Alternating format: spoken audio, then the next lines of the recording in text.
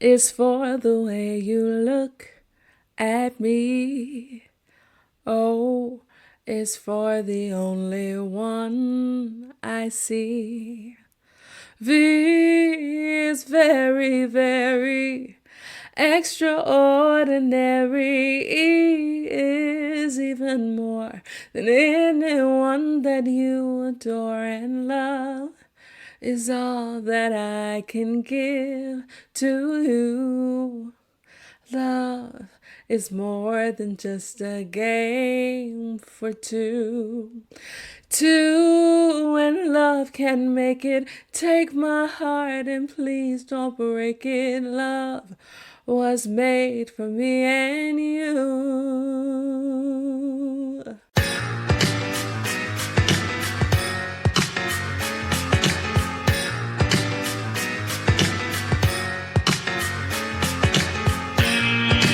Welcome to Sup Media Reviews, the podcast that never needs spoiler alerts because it takes you back in time to relive the nostalgia of classic TV shows and films that you've probably already seen. I'm your host, Kiara, and each week I'll dive into the archives to bring you my take on movies and TV shows from at least 20 years ago. From cult classics to forgotten gems, I'll review them all and give my honest opinion on their impact and whether or not they still hold up today. Join me as we revisit the iconic characters, memorable moments, and timeless themes that made these shows and films so special. So take a break from adulting and get ready for a trip down memory lane with Sup Media Reviews.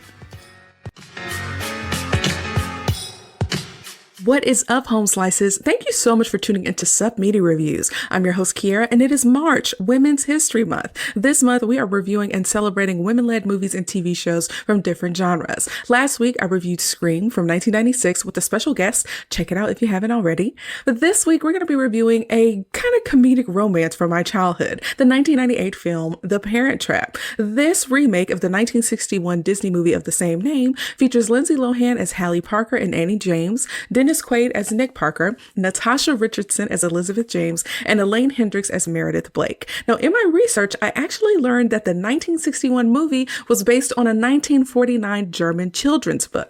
I'm probably going to butcher the title of this book, but it is called Das Doppelte Läubchen by Eric Kastner. Did you all know that this was actually based on a book? And the book has a little bit of history that involves, I'll say, World War II. So if you're interested in that type of stuff, you might want to check it out. This movie was the feature film introduction of Lindsay Lohan, and hats off to her for playing her own twin. So today we are going to be celebrating her as a very young lady doing her thing in this movie.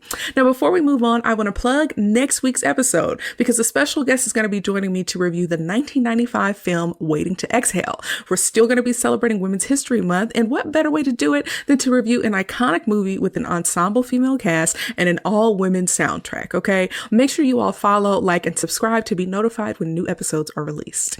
Now back to the show. Here's some fun facts about The Parent Trap.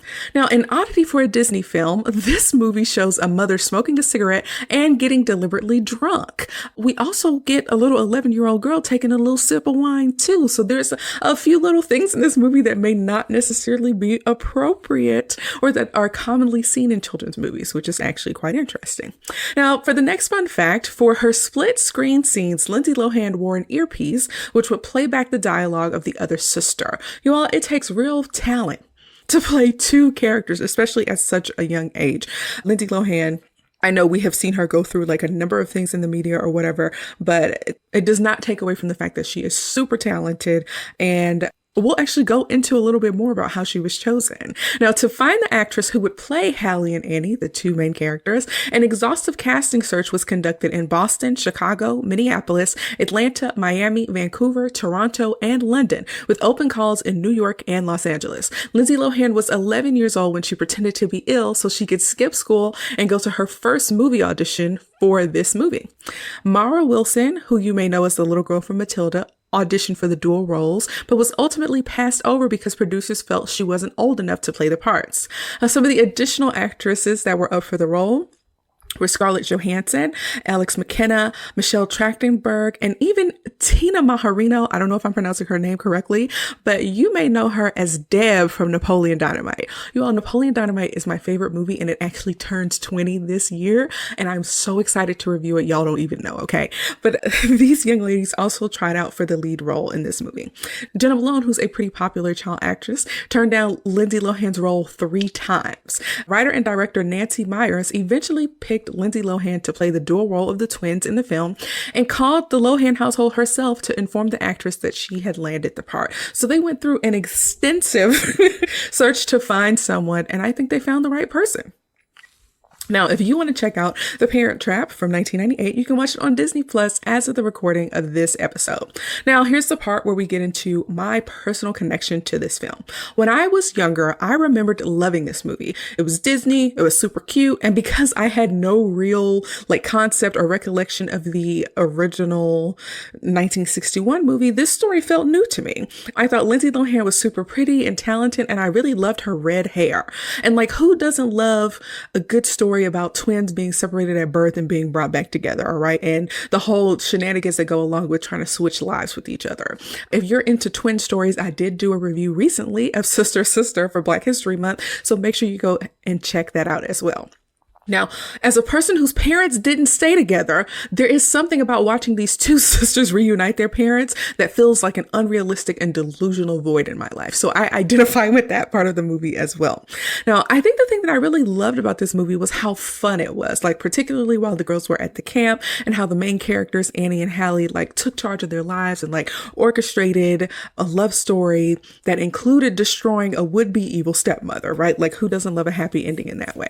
Seeing these sisters interact and learn about each other and connect with their long lost non-custodial parents is actually pretty fun, despite being an unusual family configuration. And we'll talk more about that later. But you all, prior to watching this movie for this review, I hadn't watched it in over 10 years, maybe in over 15 years. So I'm really excited to dive in and talk about The Parent Trap. We open the movie with Love by Nat King Cole. We all know this song. L is for the way you look at me. And so that song plays in the background while we see some glimpses of the wedding ceremony of Elizabeth James, who is listed as an artist, and Nicholas Parker, who is a viticulturist. Or viticulturist. I don't know how to pronounce this word, but the two of them got married on January 8th, 1986 at the ages of 23 and 24 respectively. Apparently, a viticulturist is a person who grows grapes for winemaking. So I didn't realize that on marriage, because the reason why I'm giving you all these details is because on their marriage license, it lists their age, the date, and their professions. Now, I have a marriage license. I don't have it on me or nearby, but I'm does my marriage license list a career? I don't know. Anyways, these two people got married at a relatively young age, right? They were married on a boat. It looks like a small cruise liner called the Queen Elizabeth II. And it looked like this wedding was a little expensive because this cruise ship was fancy, okay? And they had world-class servers and everything, right? And throughout the movie, I'm going to talk about how rich these people freaking were and how that actually plays a very pivotal role in this story, right? So anyways, there were fireworks on the ship to celebrate this wedding. The overall theme is that this wedding was lovely and the couple was super happy and in love. And at the end of the scene, a photographer takes a photo of the happy couple at their wedding. And we see that photo of, these two people in front of a lifesaver that has the ship's name on it. The photo, of course, becomes important later. So it's 11 years and 9 months later, and it's a sunny day at Camp Walden in Maine. It's the first day of summer camp, and busloads of preteen girls and one boy buzz about gathering their luggage and finding out where they're supposed to be. Marva Culp is the camp director, and her daughter, who is also named Marva, aka Marvel Jr., is the second in command. Now, I've seen people name kids after themselves, both male and female, and I'm not really fond of this tradition personally. My husband is a second, and if we have a son, he wants to name him the third, and I'm not a super fan of this. Let your kid have their own identity. Also, who are you that somebody should just be named after you because you're so great, I guess. I don't know. I don't get it. No offense if you're named after somebody or plan to name your kid after somebody. If I have a son, they will likely be the third for whatever reason, much to my chagrin or whatever. But Why? But anyways, we meet Hallie Parker, who is from Napa, California. She makes fast friends with a couple of girls while she's trying to find her luggage, and we learn that she and her father own a vineyard. Now, Hallie and her new friends are in the Arapaho cabin, and Hallie asks if her new friends know how to play poker. This, of course, comes back later. Now, this is the second movie that I've reviewed where a summer camp has used Native American tribes to name their cabins. The other movie that I'm referring to was Friday the 13th. Now, what is up with summer camps and the appropriation of Native culture? I really don't get it. I don't get it, just personally.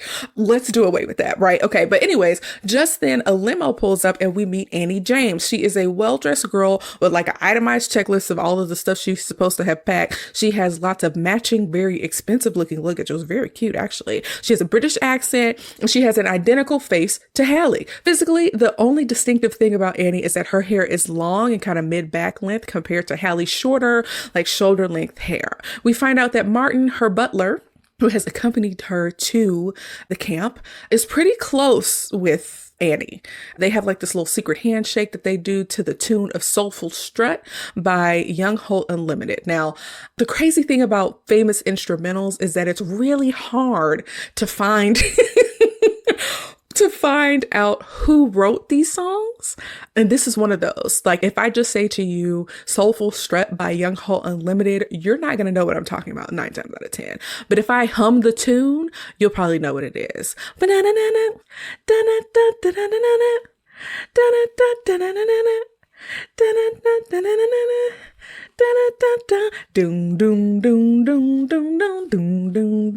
The song is great. It's actually like been used a lot, and I hope their families are still making a lot of money off of that song because it's like a fantastic song that I've heard quite a bit over my lifetime.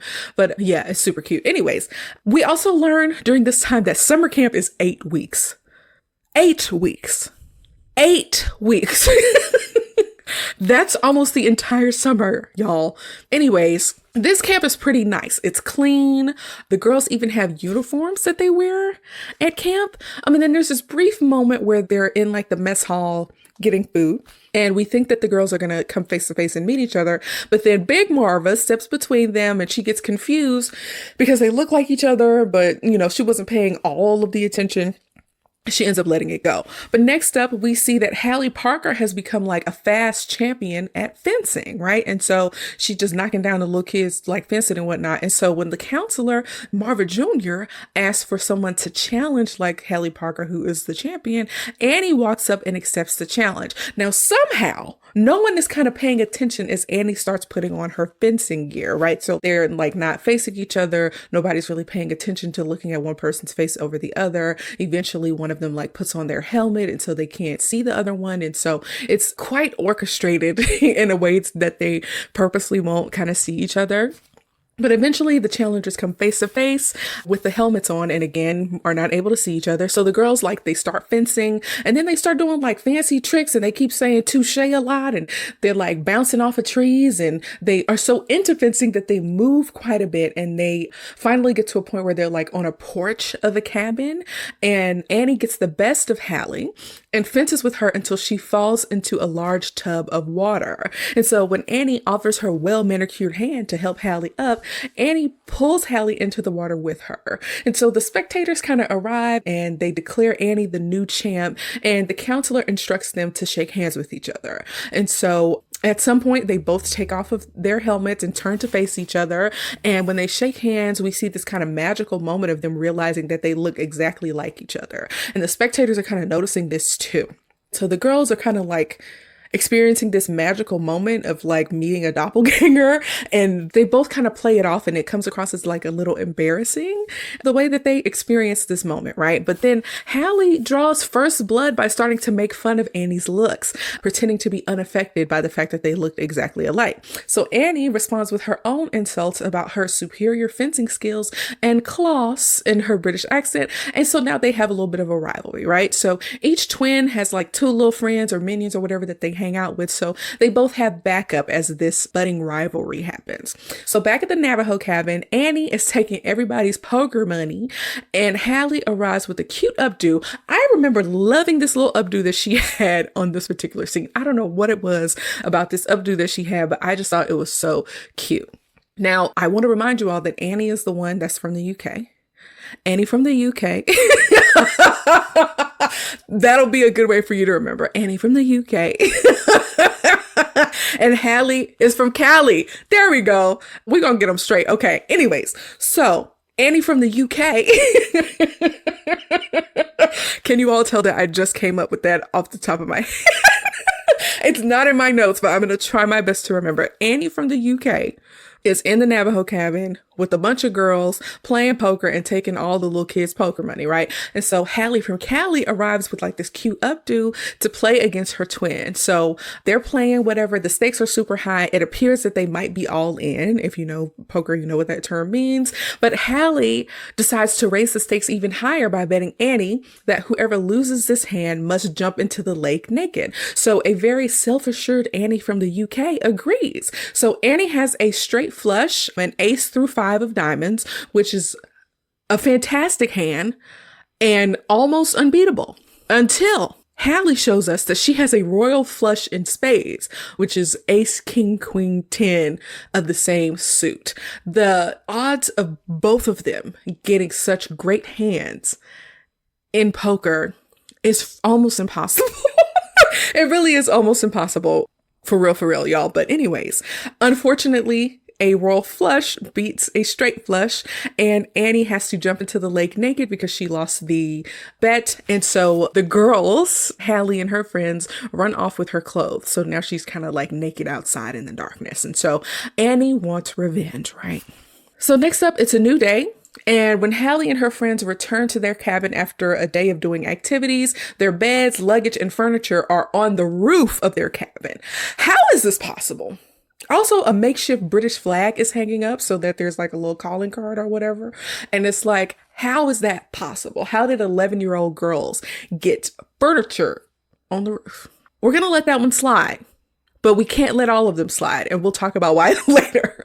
But the girls are basically in an all-out rivalry. Next up, it's nighttime, and Hallie and her friends break into the Navajo cabin, where Annie and her friends and cabin mates are sleeping, and they do some Home Alone level plotting.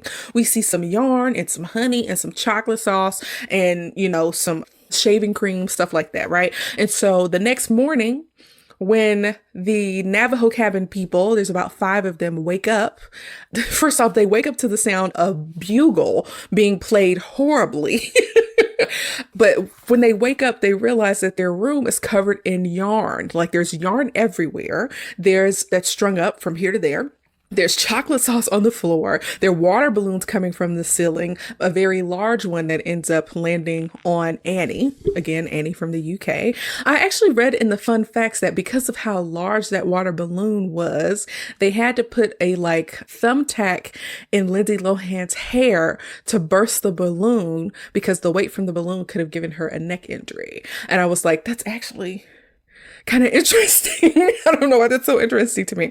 But anyways, there's fake spiders hanging up. Somebody's completely covered in honey. Somebody has shaving cream that's been fashioned into hair and a little bikini. And I'm like, these girls have to be ninjas. Absolute ninjas to do all of this without waking anyone up, because Annie's cabin has 4 other kids in it. So they didn't wake up any of those 5 kids while pulling together all of this stuff. Again, impossible. We're just going to overlook this, I guess. But anyway, Hallie and her 2 minions watch as all of the chaos happens in this room, right? As everyone is waking up and realizing what's happening and that they're covered in sticky substances and there's fake spiders and whatnot. And so Hallie and her friends watch it all from outside of the cabin. They're kind of admiring their work, right? And then suddenly the Marvas come up to do an inspection, like a surprise inspection of the cabins, right? They got to make sure the people are keeping their cabins clean. Ain't nobody sick. Ain't nothing nasty going on, all that stuff. So they get ready to go into the Navajo cabin, and Hallie tries really hard to stop Marva Sr. from entering the cabin because there's a large bucket of chocolate sauce that has been rigged to the front door as the coup de grace of the whole sticky bandit situation. And so Annie from the UK is inside the cabin saying like, hey, everything's kosher in here unless, Hallie from Cali knows something that I don't. Y'all should just go ahead and come right in. And so when Marva does come in, Big Marva comes in, the large bucket of chocolate sauce tips over and lands on both Marvas. And so because everything is so sticky and wet, and they kind of slide across the floor and end up triggering another booby trap that turns on the ceiling fan that releases a bunch of feathers on top of all of the sticky substances. Now, as a child, I love this type of like shenanigans, right? Like these little tit for tat, you do this, I'm gonna do this back types of shenanigans, right? Between these, unknowingly twin sisters, right? They got a little bit of a rivalry going. But now I have a couple of little issues. I feel like their rivalry kind of escalated a little bit out of nowhere. Hallie comes across as like unnecessarily mean by instigating a beef because she was mad that she got beat in fencing. And it's like, girl, does your curiosity not get the better that you would start asking questions instead of insulting someone who looks just like you? It doesn't make sense. And it's like they kind of fabricated this rivalry a little bit, right? And second, the more escalated stunts seem impossible to pull off. Like, how did 11-year-olds get furniture on the roof or rig a complicated network of booby traps while 5 children were asleep in a cabin? Like, it's totally unrealistic, okay? But because of all of the shenanigans that keep happening between these two girls, Marva orders Annie and Hallie to pack their bags. And no, they are not going home. In the next scene, we see the Marvas, along with all the other girls in the camp, marching to the isolation cabin, where the two of them will be together all by themselves. Now, this is supposed to be a punishment because summer camp is supposed to be full of social activities, making friends, spending time outdoors, doing fun activities, being creative, all of that good stuff. Personally, I low-key wouldn't mind being in a 2-person cabin than being with like a bunch of other kids getting sweaty and nasty in the woods. But it looks like the girls also can't participate in like the mini camp activities. So they're really on like time out. And the fact that they don't really get along, they aren't really having a good time. So while it seems a little more ideal for somebody like me who may not want to be around kids and getting sweaty and musty all day, for these two, this really is a punishment because they don't like each other and they are in timeout, right? So on this particular day that we see now, it's raining, it's windy, and Hallie is trying to hang up pictures in the cabin, but then the wind comes through and blows like her pictures all over the place. And so the twins kind of have to work together to close the window. So it is Annie who comes over to help Hallie. So Hallie seems delighted and surprised that Annie pitched in and helped her with the window. So for the first time, they have a kind of like non-contentious conversation, and we learn more about the twins. We find out that they both eat Oreos with peanut butter.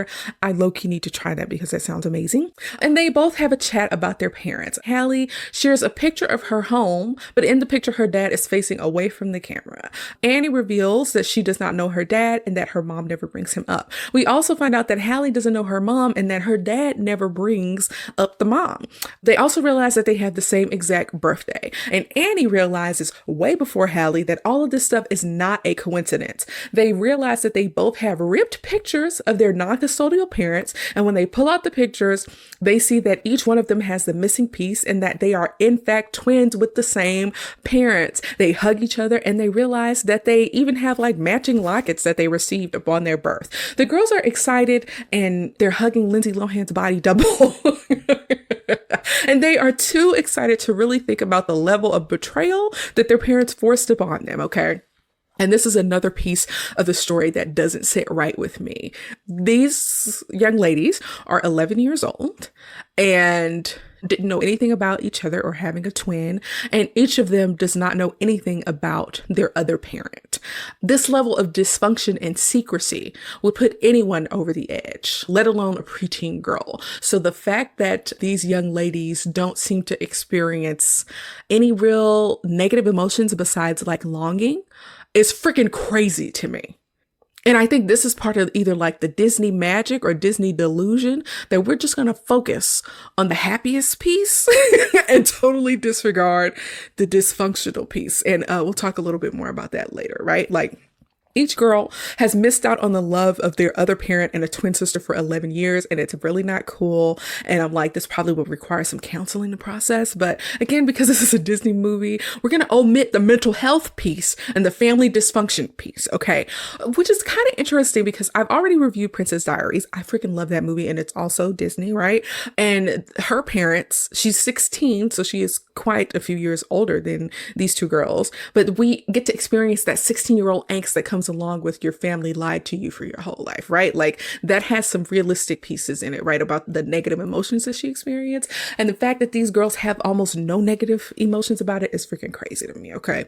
But anyways, the girls, after this revelation, rearrange the room so that their beds are right next to each other. We find out that the mom is a rising star wedding dress designer, and that neither parent ever really got close to getting remarried. So Hallie gets a bright idea that when camp is over, they should switch lives. Now, Annie adds that eventually the parents are going to have to switch them back and reunite after all these years. And reunite means they're going to get back together and we're going to be a big old happy family. So 11-year-old logic, that's it.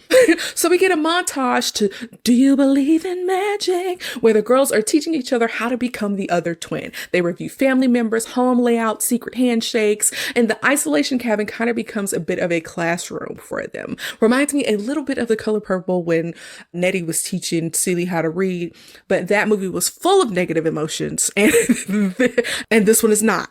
Stark contrast, but sisters teaching sisters. That's what I'm trying to get at.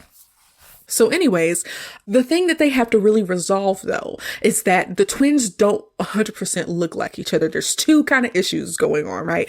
Annie from the UK has long hair and Hallie has more shoulder length hair, right? And so eventually Hallie has to cut Annie's hair to look like hers.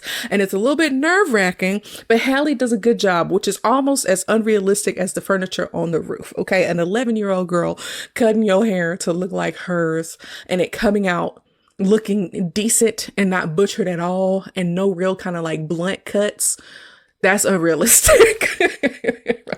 But with this new haircut, Hallie realizes that Annie's ears aren't pierced as well. So now they have to pierce them, which is quite dangerous. Do y'all know how easy it is for a new piercing to get infected? When you're at camp and you don't have access to all the normal stuff that you have access to, the fact that she didn't get an infection is actually quite unrealistic too, especially considering the tools that they used to pierce this girl's ear. They had a match, a suspicious needle. I don't know where this needle came from or what kind of needle it was. An apple, an ice cube. Like, these are rudimentary. These are rudimentary tools, okay? They pierce Annie's ears and both the girls scream because this is freaking crazy, right? I actually remember this scene as a child. The ice in particular, I don't know why I recall that. But y'all, that's crazy that you go to camp and you come home with cut hair and pierced ears. We're going to talk about that later too. Now, camp is over, y'all. I don't know how much time the girls spent hating each other versus how much time they spent in that isolation cabin.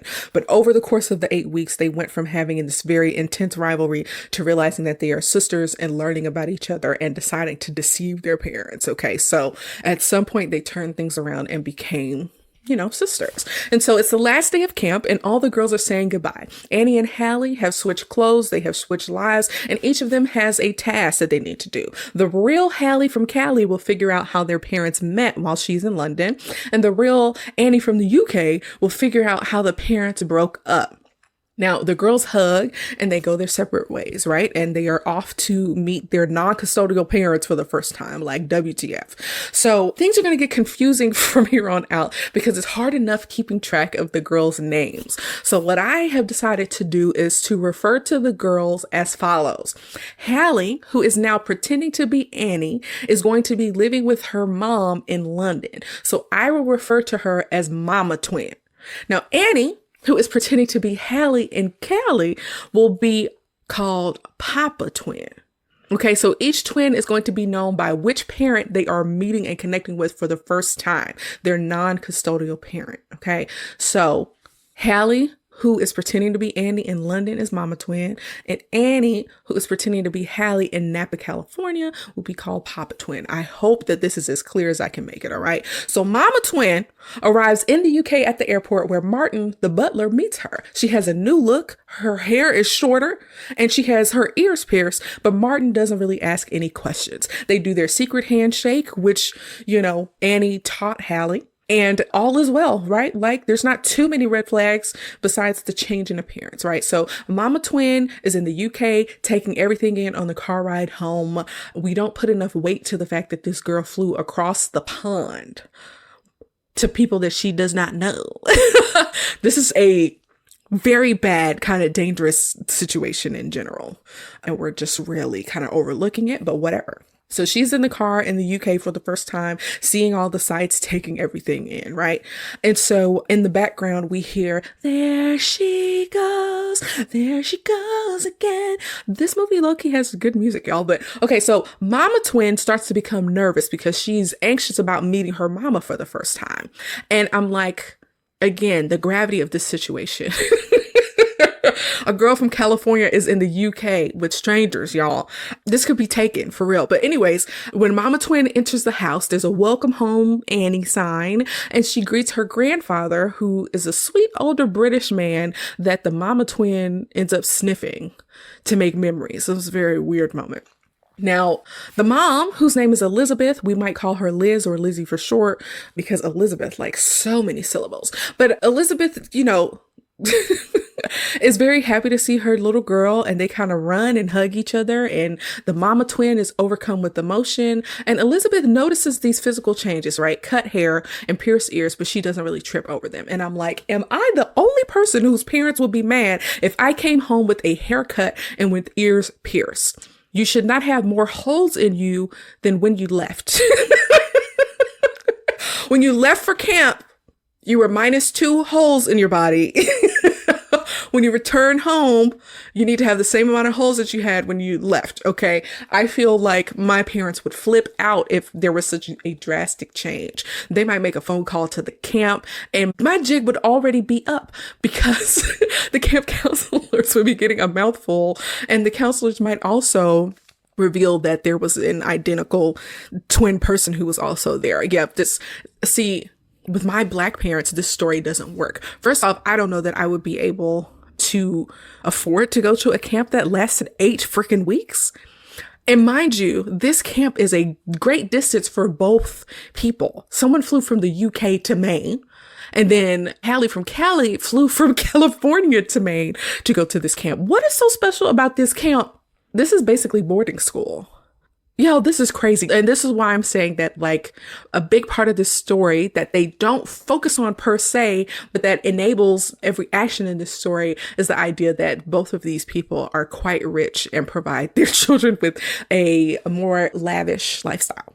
So now the charade begins. A lot of things are going to happen that kind of hint that something is off, and the twins are going to have to figure out ways to explain them, right? So a lot of that kind of stuff is going to happen, right? So Martin finds a stuffed bunny named Cuppy in Mama Twin's luggage. It's actually Mama Twin's favorite stuffed animal, and she has to come up with a story on the fly about how it belongs to one of her fellow campers and how she will mail it to her. This is like a kind of a security blanket for her a little bit.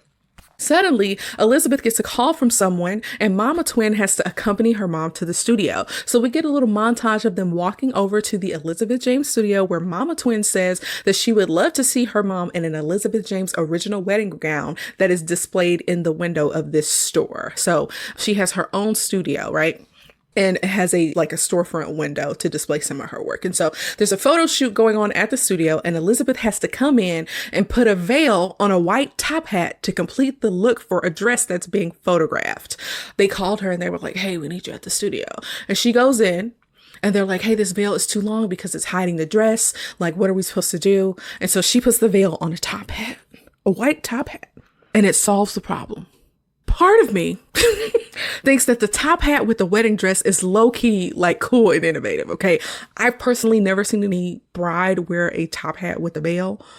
I think that's kind of cute. But a different part of me feels like she was asked to leave her house and come to work for some BS. Y'all couldn't figure this out? Anyway, Mama Twin is so happy to see her mom in her element, and she thinks that her mom is really cool. And Mama Twin even joins in the photo shoot. So it was a cute little scene, right? So afterwards, Mama Twin and Elizabeth are walking, and Mama Twin is like laying it on really thick. She's asking her mom if her job makes her want to get married or even think of her father. Now, eventually, Mama Twin convinces her like suspicious mother to tell her more about her father. We find out that they met on a boat called QE2, the one that we saw earlier in the movie, which is short for Queen Elizabeth II. It's an ocean liner that sails from London to New York. It turns out that Elizabeth and her husband, or the father of her children, were both afraid to fly. At the time that they boarded the ship, they were single and they were seated next to each other at dinner on their first night cruising. We find out, y'all, that Elizabeth actually never even told Annie her father's nationality. Annie didn't know her father was American. How do you manage? How do you manage to withhold that amount of information from your child for 11 years? It's not that, he died in a fire. He didn't want you. I went to the sperm bank. None of those like logical explanations. You just kind of avoid the topic for 11 years. Kids start asking questions way before that. The dysfunction here, we just ignore it. It's a kid's movie. I get it. Like, I didn't pick up on this stuff when I was younger. But I mean, come on. Like, who's watching this movie? The parents are watching it with their children. I mean, come on. Like, whatever. Next up, we are at the Napa airport. It's a tiny airport, right? And so Papa Twin is greeted by her father, Nick, for the first time on the tarmac. Now, this is for sure pre 9/11 because of the way that this airport is set up, but we won't go into that. It's a sweet moment where, she gets to embrace her father for the first time. And Nick seems to really love and dote on his little girl. He notices something is a little off about her, but he chucks it up to her getting a little taller. She has been gone for 8 weeks, and it makes sense to me that she might be a little bit taller, right? He hints that there have been lots of changes since she left 2 months ago. Now, look, I didn't mention this before, but let me know in the comments if you went to summer camp for 8 weeks. Like I said, I don't think that I will be able to afford to go to summer camp for 8 weeks. How much is 8 weeks summer camp? You know what? Let me look it up right now. Y'all. Okay, I took a brief second to look up if 8 week summer camps even existed. Okay. And so the one that I was able to find relatively quickly is I'm again not sponsored or anything by this camp. There's a camp called Point O Pines Camp. POP for short. POP, hold it down, which is located in Brant Lake, New York. And they have a 7-week program for 2024. It is from June 22nd to August 9th. So they'll be there the last week of June, all of July, and like a week in August. So that is about that 7 weeks. Tuition is $16,100. It's a girls' camp. What the heck? And then if you have like a young kid who's from 1st through 4th grade, they have a number of like limited spaces for 4-week sessions where you have the option to extend the camp for a full summer session. So like if your kid is too young and you don't think that you can be away from them or that they would be okay being away for 7 weeks, you can do a 4-week option. The 4-week option is $10,000. Y'all, I understand this is 2024 money. And if we, go backwards to what that means in 1998, these aren't even 8-week camps. This is 7 weeks for $16,000. Y'all, this is almost unbelievable. $16,000. There's some colleges that like, you could probably get a semester or two for $16,000. You send your kid away for 7 weeks and spend $16,000. Y'all, that is crazy. That is crazy to me. I need to move on because that is crazy. Okay. Anyways, I have been to summer camp before. I feel like 2 weeks max. There's also things like day camps. I remember years ago, I think I was 14 years old. My dad and stepmother would go visit during the summer. And there was a place called Sun Valley Beach, which is basically like a water park that had like a day summer camp. So you could like hang out at the water park during the day, and we did activities. We did horseback riding. We did like a bunch of stuff. It was super fun. We could play in the water park when like nobody was allowed to be there, and also when other people would like pay to get in. It was actually a fantastic experience, and I actually really loved it. But that only lasted for maybe a couple weeks, maybe 3 weeks tops. And I have no idea how much it cost. No idea. But it was super fun and amazing. But 8 weeks, I don't know, being away from your parents for 2 months. Y'all, let me move on because my mind is just being blown, right? And again, like, This camp is so special that someone from California and a different person from London sent their kids there for 2 months. What in the absolute heck? It's crazy. This is a special kind of like alternate universe where these kind of coincidences and shenanigans happen, okay? You really kind of have to suspend your disbelief for this movie in a way that I really did not remember. But on the drive home in the beautiful wine country in Napa, we find out that the girls didn't write their parents at all. So the parents have no updates on what's going on with the kids. So there appears to have been absolutely no communication with the parents for 8 weeks. What even is that? You send your kid away for 8 weeks and have no communication with them? I don't know how these people do it. Anyways. A few oddities keep happening as they talk about her camp experience on the drive home, right? Like the twins have switched accents, right? So that they are not as noticeable. They've switched physical appearance, but there are just some things that are innate to you as a person that are not as easy to hide because they're really subconscious. And so Papa Twin is still using this kind of like London vernacular. She's saying things like lovely girl or horrid habit. And she keeps saying dad at the end of every sentence. She's overusing the word dad. And of course her father notices. Both of the girls have some tells, but their parents pretty much overlook it. Like, you haven't seen your kid in 2 months. Lots can change, apparently.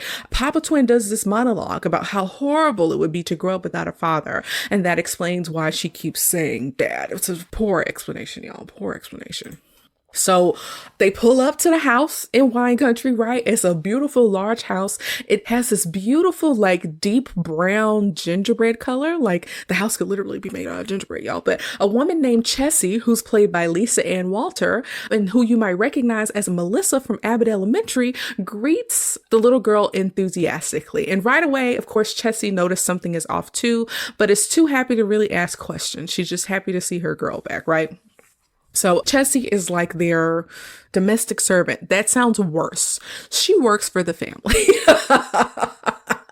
Jesus, butler sounds so much better than maid. Y'all, I don't know. Maybe it's just a me thing. I really don't know.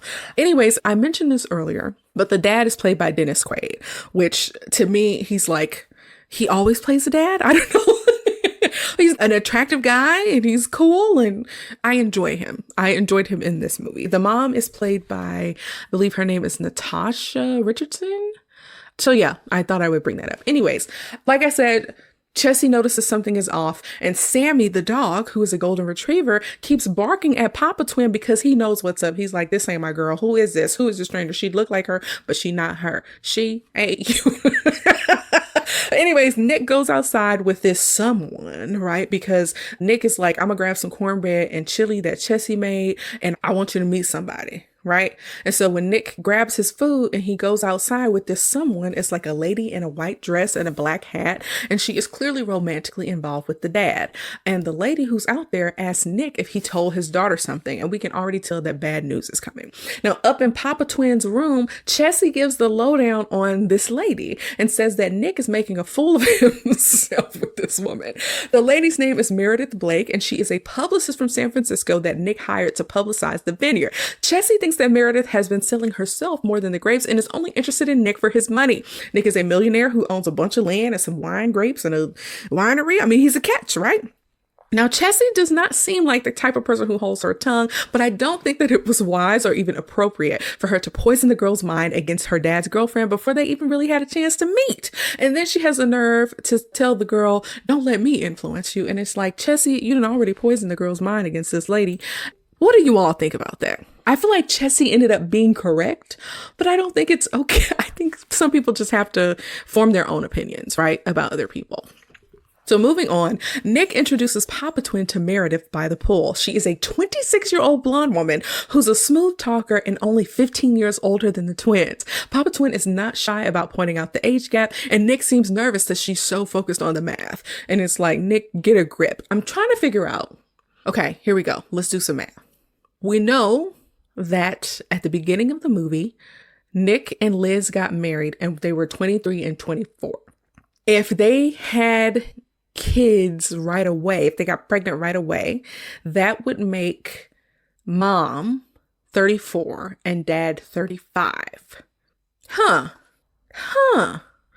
Dennis Quaid looked older than 35. I wonder how old Dennis Quaid was when this movie came out. Let me see. Okay, y'all, I did some quick math. So it appears that if they were not married for very long and they got pregnant right away, they would have been around the ages of 34 and 35. And I was like, Dennis Quaid looked older than 35. So I looked it up. In 1998, when this movie came out, Dennis Quaid was actually 44 years old. So he was playing someone that was about 9 years younger than he actually was.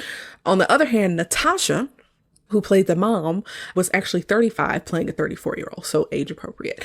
Anyways, Dennis Quaid, no way he looked 35. What the heck? Nobody does the math like me, I don't think, in these movies. But like, come on, don't try to pull the wool over my eyes. All right.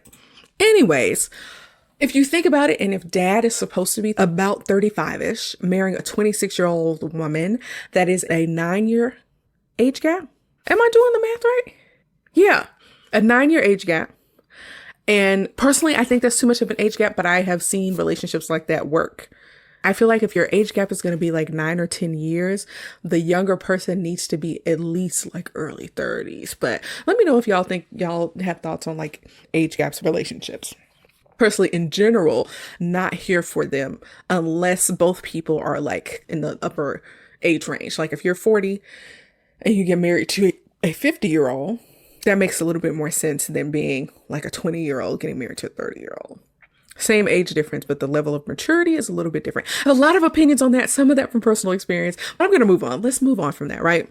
So Nick leaves to grab a bottle of champagne to celebrate, and Meredith says that they are celebrating the girl's homecoming after she was away at camp. And it's like, that doesn't seem right, right? So like, if I'm 11 years old, do not celebrate me by drinking something that I cannot legally drink. All right, we having Kool-Aid jammers to celebrate me. Okay. Anyways, as Nick leaves, Meredith, who is still acting as the publicist for this winery, gets a call from a reverend who is asking for Nick to participate in some type of charity event. Meredith lies to the reverend, stating that she's writing down the details and that Nick will actually be out of the country at the time of this charity event. Now, Papa Twin overhears this and realizes that Meredith's character sucks and that she doesn't even have any scruples about lying to a man of the cloth about a charity event.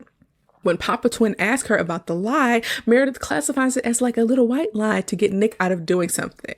Meredith tries talking to the Papa Twin and seems super focused on how close Nick is to his daughter. Papa Twin does a cannonball into the pool, getting Meredith wet, of course, on purpose, and things are already starting to heat up between them. Meredith seems really to be kind of like genuinely-ish, extending this like olive branch to Papa Twin, but the twin decides to weave a tale about her father being a ladies' man, and that Meredith is number 29 of the women he likes to wine and dine, which obviously is not true because they already talked about him never really moving on with his, romantic life after he divorced the mama. So later on, the twins have to chat with each other. They have to keep in touch. Papa Twin calls Mama Twin. There's this real brief suspicion as Martin, the butler, recognizes the similarities in the caller's voice, but they each go into a private space to provide each other with some updates on what's going in. Mama Twin starts to go off on how much she adores her mother and how much info she's gathered on how their parents met, but Papa Twin interrupts her because she has more important news. It's still only day one, and Papa Twin wants to move up the reunification effort because of Meredith, the monkey wrench in their plan. Okay. Mama Twin, though, wants more time in London with her mom and uses a candy wrapper to create static as a reason to end the call. The only advice Mama Twin gave was to use sabotage to get rid of this relationship. Now, as an adult watching this movie, I can honestly say that the American twin, Mama Twin, is a problem. Okay. She comes across as being selfish and vindictive, and she usually has to provoke her sister into responses, particularly when it came to camp. Briefly, Mama Twin ends up getting caught by her mom, Martin, and grandfather for being weird and taking calls in the closet, which she chucks up to tradition, whatever. So back in Cali, Chessie makes breakfast for Papa Twin, and more holes pop up in this facade, right? Chessie realizes that Papa Twin made a phone call at midnight and that the time difference excuse didn't make a lot of sense. Papa Twin's formerly voracious appetite is no longer there, and the dog is still like, girl, I don't like you. And Papa Twin forgets that the patio doors are actually push and not pull. So Chessie is becoming very suspicious about these changes in this child, which she should. Now, Papa Twin heads to her father's office where he's waiting to meet her to tell her some news, right? We see tons of barrels of wine that are sitting in a warehouse. We see a few people working. He got a whole little wine operation going, right? So both dad and daughter have things they want to talk about each other with. Nick wants to talk about Meredith, while Papa Twin wants to talk about her mother and learning more about her. Now, the conversation kind of comes to an end when Meredith shows up with her assistant, Richard, and it's clear that Nick has not revealed the news that he's been itching to share with Papa Twin. Nick and the twin are spending the day together. So Meredith pulls off in a golf cart with her assistant and tells him that once she's married to Nick, she plans to ship the girl off to boarding school in Timbuktu. So we got evil soon-to-be stepmother vibes. And literally the only reason we meet her assistant is so she has someone to make this revelation to. We do not see this man again. So next up, Nick and Papa Twin go horseback riding together, and we learn that they have a camping trip coming up. Apparently, they take this trip every year before school starts, but of course, Papa Twin, who is not the real twin, has to be reminded of this tradition. Nick gets serious, and he asks the girl what she thinks about Meredith. Now, Papa Twin tries to play dumb a little bit, but admits that the woman is a stranger to her and ends up taking off on her horse right as Nick is about to reveal the big news. When Papa Twin runs back to the house, she's freaking out, and she's talking to herself in her normal British accent, but she doesn't see that Chessie is like in a wingback chair in the room. So when Chessie confronts her about what's up with all these strange inconsistencies, Papa Twin eventually reveals that she is actually Annie from the UK. Chessie is, of course, stunned and emotional and must hold back tears because Nick suddenly bursts into the room asking why Papa Twin took off on him. Nick realizes that something is up and Chessie is really emotional and she's hugging on the twin and she's offering to cook everything in the house. She's just very excited to see this child that she has not seen in like 11 years, basically. So Chessie leaves the room with happy tears, leaving Nick to share his news with Papa Twin. Now, at first he asked what she would think about making Meredith a part of the family. And so the twin says that she's all for it since she always wanted a big sister. And I was like, that is hilarious. Okay. She was insinuating that Nick was going to adopt Meredith, which is hilarious. But when Nick asks about marrying Meredith, the twin rightfully freaks out over the age difference and the fact that they haven't known each other very long and even speaks some angry French. And when they calm down, the twin ends up running off saying him getting married is going to ruin everything. So she obviously is not happy with this, right? It's a very big monkey wrench in the plan to reunite the parents. And she is there alone. She is in a strange place that she don't really know. Lots of things are going wrong, right? So Meredith pulls up to the house with a bell in hand so that she can call for Chessie. And I'm like, WTF, how rude is that? How dare you ring a bell at me, okay? But Nick has a look on his face like, this is not going to go over well. But Chessie answers the call to get them some drinks. And of course, she ain't happy about it. But Nick then goes on to tell Meredith that the twin didn't take the news well. And Meredith says it's normal for her to react that way. And I'm going to go talk to her. So Meredith pops over to where Papa Twin is. And the conversation doesn't go very well. Essentially, they both figure out what the other one is up to. The twin recognizes that Meredith is plotting on Nick because of his money and his possessions, while Meredith recognizes that Papa Twin is smart and willing to sabotage her relationship with Nick. They low-key kind of threaten each other. And while this feud is kind of crazy, I respect that they are both being pretty direct about what each of them wants. Also in this conversation, we realize that the wedding is happening in 2 weeks. What is it about being middle-aged that makes you so quick to get married? I don't understand that. Because realistically, if they didn't know each other, if Meredith and Nick did not know each other or weren't talking or weren't working together when Hallie left for summer camp, they would be getting married in like 10 weeks. From the time they met and started dating and got engaged, it would be like a 10-week whirlwind. That's freaking crazy. That's nuts. But the advanced timeline, I don't get it. Anyways, back in London, the James residence gets a fax. It's a picture of a dog with the caption that reads 911. Martin gets it off the fax machine and Mama Twin spots it behind his back while they're having dinner together and has to lean over to look at it and ends up falling off her chair. Now, interestingly enough, also in this scene, the mom lets Mama Twin take a sip of the wine, and she, of course, knows way too much about the flavor profile because she grew up on a winery. But I'm like, that's crazy that an 11-year-old in a Disney movie gets to sip some wine. What? Mama Twin makes an excuse to leave the house, and she uses a payphone to make a collect call to California, where she learns the news of their father's impending nuptials. Mama Twin says, okay, this is for real an emergency, so I'm going to tell Mom in the morning, and the plan gets escalated, right?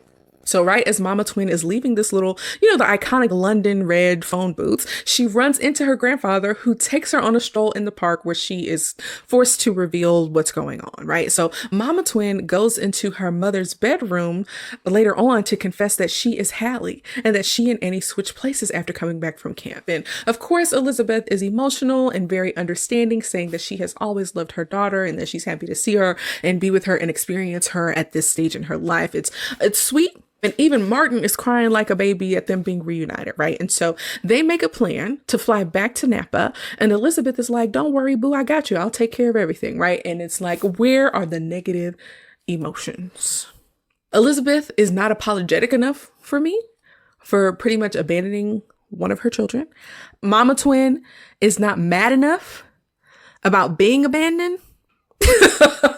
Where are the negative emotions, y'all? I feel like that they would surface at some point, and in this movie they never do. It's very unrealistic, y'all. I don't understand. We quickly switch scenes to Elizabeth packing for the trip, and she is freaking out about having to see Nick Parker again. She clearly still has feelings for him. And long story short, Elizabeth is trusting that Mama Twin has already broken the news to her father, so he'll be expecting them when they arrive in California. Of course, this is not true, and Martin kind of calls the twin out on it, but doesn't say anything to Elizabeth. Martin agrees to come on the trip with them in a kind of family capacity, and even helps her pack a freakum dress to stun Nick, okay? And so they head to the airport and fly to Napa. Now we switch the scene to the Stafford Hotel in California, where Meredith and her parents are instructed to play nice for their rich soon-to-be son-in-law. And it's very gross. You can tell that her parents, feel like marrying a rich man is really all the girl was supposed to do with her life, okay? But Nick arrives with the dog, Chessie, and Papa Twin. The dog hates Meredith, which is hilarious. We also find out that this prenuptial retreat was actually Papa Twin's idea. Go figure, right? So when introduced to Meredith's mom, her name is Vicky, she asks the girl to call her Aunt Vicky. And I'm like, okay, if they got married, Vicky would become the twins' step-grandmother. No way am I calling you Aunt Vicky. I'm gonna call you Grandma. Okay, anyways, moving on. Just then, Mama Twin, Elizabeth, and Martin pull up to the hotel, and Elizabeth is sloshed. She drank all the mini bottles of vodka out of nervousness, and Mama Twin is a little worried. She's like, okay, you're supposed to be, reuniting with your long lost love, and you're not even in your right mind, okay? What's weird is that Martin is dressed like the male lead from Grease. It's very odd. I kind of don't get it, but Mama Twin realizes that she's in big trouble because of how things are kind of panning out, right? Because of course she did not warn Nick that her mother was coming. So things are going to get a little crazy, right? And so in a well done and rather hectic scene, everyone kind of misses each other in the lobby as they go their separate ways to their room, right? Like the dog finds the real Hallie, the mom finds the real Annie. It's a cute little scene, right? And so on his way up the elevator, Nick is with Meredith, but then he spots Elizabeth and is super shocked to see her. So Elizabeth goes upstairs where she hugs both the twins at the same time. And then she gives the girls a mouthful about not really telling Nick that she was coming. She's like, that man was stunned. Now, what's going on here? And why didn't he know I was coming? We also get like a brief little meet cute where Martin and Chessie connect for the first time while Martin is in a Speedo getting ready to go swim at the pool. Now, eventually, Elizabeth learns about the mom and dad reunification plan and that Martin and Chessie were in on the situation. Having adults back you up in your BS is not, is not appropriate per se. But in this film, I guess, I don't know. It's weird. Anyways, Elizabeth says, me and your dad not getting back together, and the only reason I'm here is to switch y'all back, okay? Switch the birth, okay? So in another weird scene, we get some switcheroo twin shenanigans, and Hallie ends up meeting Meredith for the first time in the lobby. Now, down at the bar, Elizabeth drinks a hangover cure that was made by the bartender, and Meredith is sitting like a few seats down from her. So when Elizabeth signs her receipt for this hangover cure, Meredith realizes that she is the Elizabeth James, the famous wedding dress designer who's had some of her work featured in Vogue. Now, Now, Meredith is kind of gushing over Elizabeth and believes that it is fate that they met. Of course, she's getting married soon. She needs a wedding dress, like, kismet, right? So Nick, who's running around the pool looking for Elizabeth in a nice suit that he put on just for her. And while he's looking, he's accosted by Meredith's parents, who think that the hotel is actually a great venue for the wedding. Now, Nick spots Elizabeth across the way and makes his way over to her, but there's so many people there. He's like pushing people out of the way. He ends up ending the conversation with Meredith's parents abruptly. He ends up falling into the pool because of all the commotion, and he looks like a fool and is sopping wet when they finally say hi to each other. So Nick and Liz come face to face, and Nick asks for an explanation about why she's there. And then the twins pop up to reveal the stunt. And for the first time in 11 years, Nick sees both twins at the same time. And Nick is happy to see his non-custodial and custodial father. It's a cute little scene. He's not mad enough for me. Again, nobody's mad, but okay. Nick and Elizabeth talk alone while Lizzie gets ready to dress a wound on his face. He must have injured his face when he fell into the pool, but they start talking and Meredith interrupts them, trying to figure out how these two adults know each other. The twins pop up, startling Meredith, who is not expecting to see two of the same person. And Meredith and Nick reveal that Hallie has a twin sister that he shares with Meredith's new wedding dress designer. Her wedding dress is about to be made by Nick's baby mama and ex-wife. That's crazy, y'all. This marriage is already built on too many lies. This woman doesn't even know how many kids her fiance has because he withheld this information. This relationship is destined to fail. You got a gold digger who is marrying a rich man who ain't told him all the details about his life. It's not gonna work, y'all. The mom, the dad, and the girls later that night go out, and the girls are surprising their parents with a little outing and a date, right? So they drive onto a pier where they reveal that they're having dinner on a yacht that has been made to look super romantic and like the Queen Elizabeth too. So they're kind of staging the night that their parents met. Chessie is the server, Martin is the sommelier, and the dinner setup is only for two. So the girls are elsewhere on the boat, kind of observing what's happening, right? We also learn kind of briefly, and I could be mistaken, that apparently Chessie and Martin worked on that ship back when they met. That's an interesting detail too. But anyway, for whatever reason, I feel like Chessie hints at the fact that they might have both worked on the ship. But when they met each other, it was like they had never met before. So I don't know. Y'all, because it makes sense to me that people on an ocean liner would kind of all know each other if they worked there. So maybe that's a detail that I kind of messed up. Whatever, moving on. Nick and Liz clearly are not over each other, and Chessie and Martin are having their own little love connection, which is also very cute. But Nick and Liz try to discuss the way their relationship ended, and neither of them really remembers the details. They discuss it, and it sounds like they had some type of disagreement, and she left and flew back home, and he did not follow her. He says that he didn't realize that he was supposed to follow her, and they just kind of split up and split the girls up, and neither of them is really ready to get into it. So they decide to put on a show for the girls, and that the past really isn't worth revisiting. The next day, Liz plans on leaving with Annie for London, and she and Nick work out an arrangement where they will trade the girls on holidays. The girls come to the lobby and make an ultimatum. Unfortunately, because the parents can't tell the girls apart, they are stuck with each other until they can figure some stuff out. The girls demand to go on a family camping trip together and that they will reveal their true identities when the girls get back from the trip. The parents fold like a cheap suit and end up packing up for a 3-day camping trip, and Meredith is not happy about it. Meredith might be a gold digging trollop, but she is right about her instincts on this one, okay? I don't know that I want my fiance going on a 3-day camping trip in the wild with his children and ex-wife either. I wouldn't be happy about that, okay? So a guilty Liz invites Meredith to come along with them, but ends up pulling an okie doke and says that she isn't going on the trip, and that if Meredith goes with Nick and the girls, she'll be able to get to know her future stepkids. So yeah, old girl gets tricked into going on this camping trip, and she is just really not suited for camping. They're in the wild. They're climbing rocks. They're working their way towards the lake, which is where the campsite is. And Meredith is tripping, y'all. She's not having fun. She's tired. One of the girls is putting rocks inside of her Prada backpack and puts a lizard on her water bottle. Now, Meredith freaks out when she goes to drink the water. And of course, they're trying to figure out what's going on. The girls keep playing tricks on her or whatever. And one of the girls, of course, the mean one from California, puts the lizard on Meredith's head. Now, when Nick goes ahead to, try to make it to the camp or whatever, Meredith threatens the little girls. And eventually the lizard makes its way to her mouth. It's just very mischievous. And I remember confusing this scene with the scene that had the newt in it. I think it was a newt or a salamander in Matilda. And I remember watching Matilda, which is actually episode 1. It's a movie that I reviewed in episode 1 of Submedia Reviews, thinking that the lizard was going to find its way into Miss Trunchbull's mouth. And when it didn't happen, I was like, why did I think the lizard went in her mouth? And it was actually because I was thinking of this movie, The Parent Trap. Also, if the lizard went into Miss Trunchbull's mouth, she might have chewed it. I don't know. That's a crazy thought. Let me get back on track, y'all. Let me get back on track. Anyways, so they finally make it to the lake. It's late. It's dark outside. They're about to eat trout for breakfast, lunch, and dinner, which is a food that Meredith does not consume. She hates it. She's getting bitten by mosquitoes because she was tricked into putting sugar water on her skin. And I was like, are mosquitoes attracted to sugar water? I don't know. I don't know that mosquitoes are attracted to sugar water. Am I tripping? I grew up in the South. Mosquitoes were everywhere, but I don't know that they were particularly attracted to sweet stuff. It didn't make sense to me. Anyways, the girls kind of have tricked her into doing like clicking 2 sticks together to protect herself from mountain lions, even though there are no mountain lions wherever they are camping.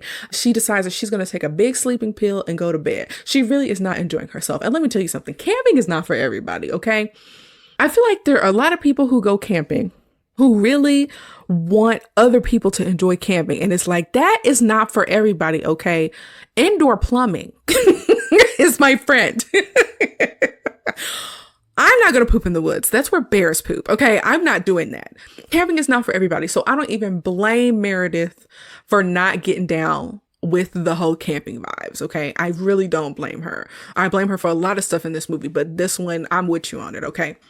Now, once she goes to bed, their dad tells the girls to lay off, like stop the shenanigans. But of course, the shenanigans aren't over. That night, the girls drag a sleeping Meredith and her inflatable mattress into the lake. Now, there's something weird going on here because it appears that Meredith is sleeping in a separate tent from Nick. That does not make sense to me. Why wouldn't they be sleeping in the same tent together? Anyways, they pull her inflatable mattress from out of her tent onto the lake. Shenanigans, right? And she floats away. So I do want to point out that in general, like the CGI and the green screen effects of like when Lindsay Lohan is visible as both twins are generally good, but they look particularly bad while they're camping. Something about like not being able to get the lighting right and having to show the girls together outdoors as opposed to where the lighting can be more controlled makes a difference. I also don't really care for the body double situation because I feel like her body double has a different head shape. It's not synced enough. As a child, I didn't notice, but as an adult, of course, I can pick up on it. Overall, though, for this to be 1998, the effects are pretty good. And for years, I thought Lindsay Lohan was 2 people. Okay. So the next morning, Meredith wakes up with a colorful bird on her chest and she freaks out, realizing that she is in the middle of a lake.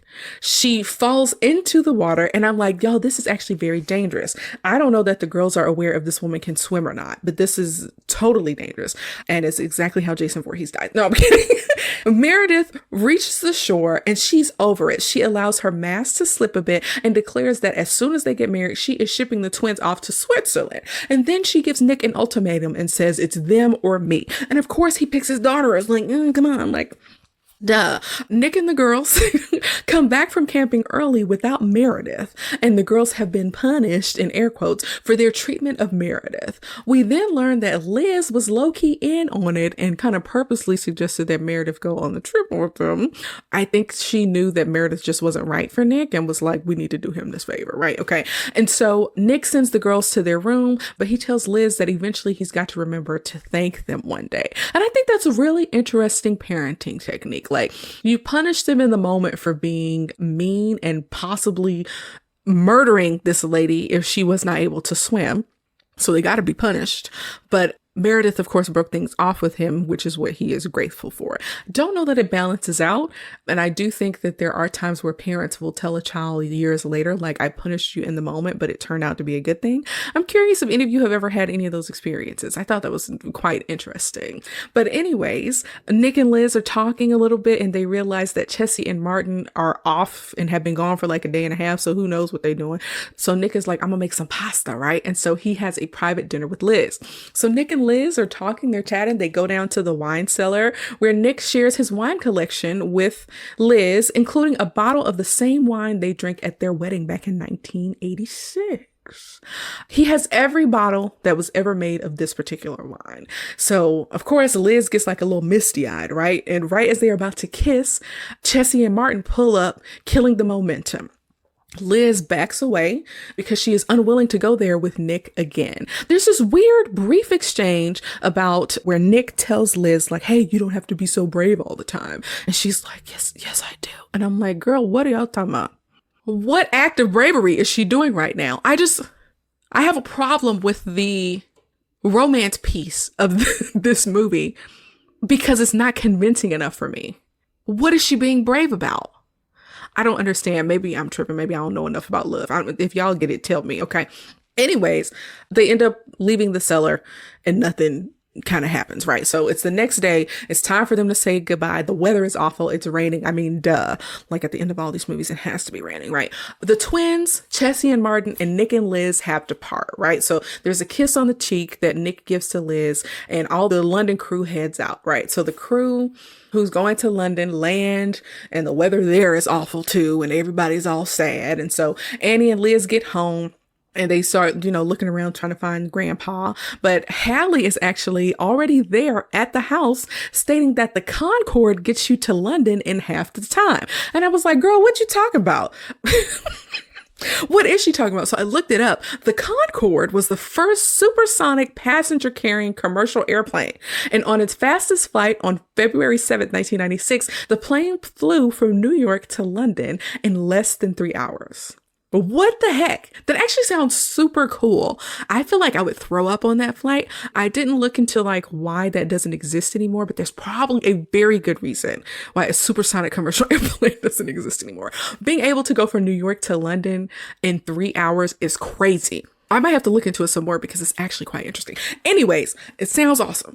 Nick pops up and he says that he didn't want to not come after her again. Like he already made that mistake once and he wanted to let her know that he was willing to chase her or follow her, or it sounds creepy when I say it, but he didn't want to make the same mistake, right? And so Liz is thinking all logical and she's like, how are we going to have a bicontinental relationship and figure out, to take our daughters from here and there and everywhere, and you expect me to just fall into your arms? And Nick is like, yeah, I got you, boo.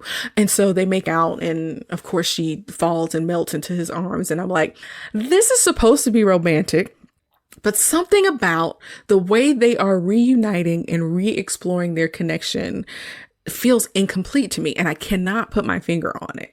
I think people just kind of fall in love too easily, and I think movies and media can play a role in what it means for people to fall in love and like what that takes.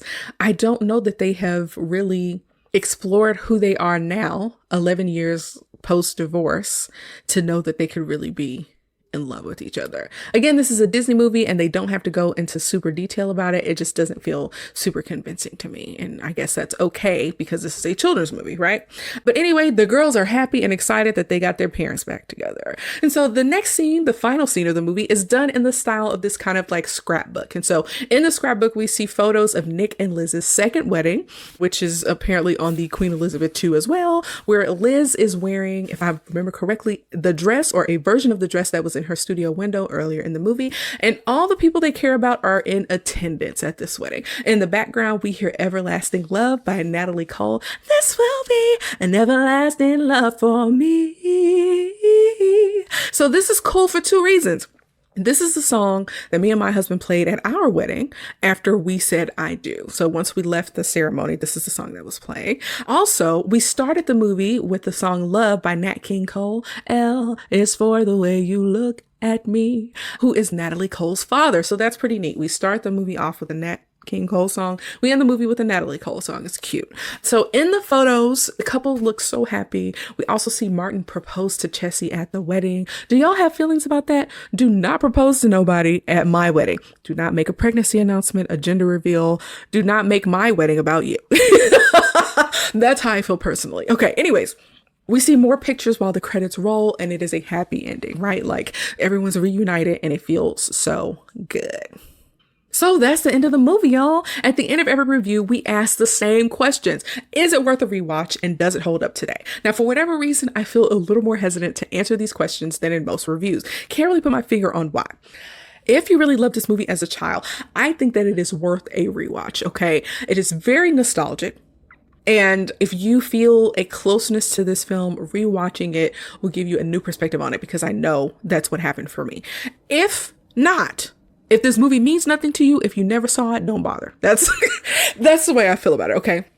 As far as this movie holding up, I'm going to say kinda.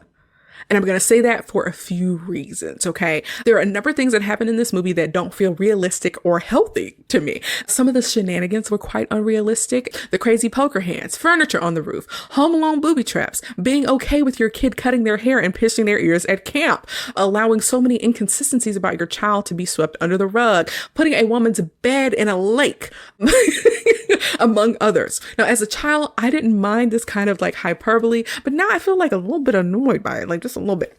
And some of these things are particularly unsafe, right? And maybe kids shouldn't be doing these things or thinking about doing these things. This movie could stand to be a little bit more accessible in more ways than one. These kids are rich, y'all. The amount of disposable income and successful entrepreneurship that these families have is completely germane to the story of how the parents met and were able to afford a ocean liner cruise from London to New York, right? And then also able to afford an 8-week camp for their daughters. Again, we looked up the price for a 7-week camp and it was $16,000. Like, what the heck? The travel arrangements of how many flights and things that these people took just in this movie alone. It's totally unrelatable when it comes to class and income. Personally. Now, all of that is small and can be overlooked pretty much. But the biggest part of why this story doesn't hold up for me is that the amount of secrets and dysfunction in this family results in absolutely no real negative emotions or consequences.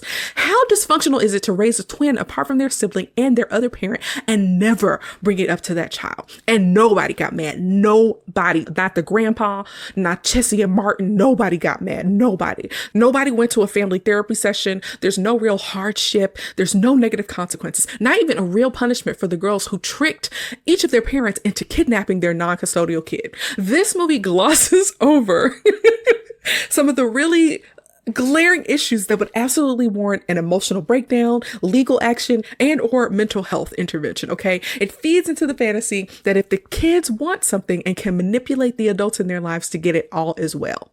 This is not like a positive lesson for children to be learning. And again, I know that like the target audience at the time can't think this critically about the stuff and how much of a kind of fantasy it is. But I can't get down with it today. I just can't, right? And like I said, this movie is supposed to be a romance film, but again, it feels more like a fantasy. Like, and speaking of romance, the story kind of fell apart for me when it came to the reunification of the parents. Two things. They made it seem like Liz was being too tough or too proud or maybe even too masculine to accept Nick's love. And it also felt like the only reason they reconnected is because they have unfinished business together. And I get that this story is supposed to be primarily about the twins, but they could have gone a little harder on convincing us that the parents were legit falling back in love with each other. That part of the story just wasn't very convincing with me. I also realized that I didn't like Hallie, the American twin. She was kind of mean. But on a positive note, I actually enjoyed watching this movie. It was so nostalgic for me, like crazy nostalgic. Lindsay Lohan did a fantastic job in both roles. Everyone in this movie is a fantastic actor. The journey from the camp to the reuniting of the parents is quite fun. It's a story that's pretty well told. And even though this movie is on the longer side, it didn't feel super long to me. And so it was entertaining. I also got to relive a story from my childhood with an actress that I kind of grew up with, right? And so while I wasn't a super fan of the body double situation, most of the visual effects held up with a few exceptions. For 1998, the effects are quite decent. Now, Meredith, who was played by Elaine Hendricks, was actually a really good villain, and we love a good evil stepmother, y'all. And she's actually the best kind of would-be stepmother because she showed her true feelings before the wedding, okay? We stand a queen that will stand on business, okay? She was hiding it at first, but then she couldn't do it anymore, and she did the right thing, and it worked out for everyone else. She might be the hero. Hell, I don't know. Anyways, overall, this movie is really focused on the positives and eliminates the negatives. So if you want a fantasy romance that's orchestrated by two really bold world-traveling 11-year-olds, this story is for you, okay? Now let's get into the ratings. The critics gave this movie an 87%, while the audience gave it 70%. Now I feel surprised that there is a 17-point difference between what the critics gave it and the fact that the critics gave it higher praise than the audience. Now I would probably place this movie somewhere in the middle of those two numbers, around 75%, for all the reasons that I listed earlier. Now while this movie was super nostalgic and had a happy ending, the story really glazes over the dynamic emotions young girls would have after being betrayed by their parents for their entire lives. They could have infused a little bit more preteen angst for me to make it a little bit more realistic. Overall, the movie was entertaining. It was nostalgic, but again, I had a few problems with the believability. But thank you all so much for listening to my review of The Parent Trap from 1998 here at Sup Media Reviews. Let me know what you think about this movie. Does it hold up for you? Did you rewatch it recently? Share your thoughts with us on our social media pages on Facebook, Instagram, and YouTube. Next week, we'll be continuing our Women's History Month series with a review of the 1995 blockbuster Waiting to Exhale, featuring Whitney Houston, Angela Bassett, Loretta Devine, and Layla Rashawn. You don't want to miss it. Peace out. Thanks for listening to Sup Media Reviews. I hope you enjoyed our trip down memory lane just as much as I did. If you have any suggestions for movies or TV shows you'd like me to review next, or if you just want to share your thoughts on today's episode, you can find us on Instagram, Facebook, YouTube, and Pinterest at Sup Media Reviews, and on supmediareviews.com. Don't forget to subscribe to the podcast so you never miss an episode. And if you have a moment, please leave a review on your favorite podcast platform. Your feedback helps me improve the show and spread the word to new listeners. So until next time, peace out, home slices.